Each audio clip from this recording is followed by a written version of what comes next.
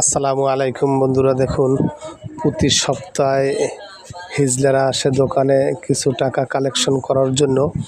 তাই আমার দোকানে দেখুন একটি হিজলা আসছে।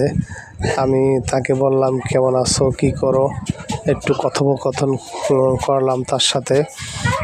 আসলে সব হিজলে যে খারাপ তা না, হিজলারাও কিন্তু কোনো মায়ের সন্তান, তারাও কিন্তু ভালো মন্দ সব কিছু বোঝে। আসলে আমাদের একটি জিনিস আমরা বুঝি যে হিজলে আসলে সবই কিন্তু খারাপ না, তারা কিন্তু খারাপ না, তাদের ভিতরেও কিন্তু একটি মন আছে।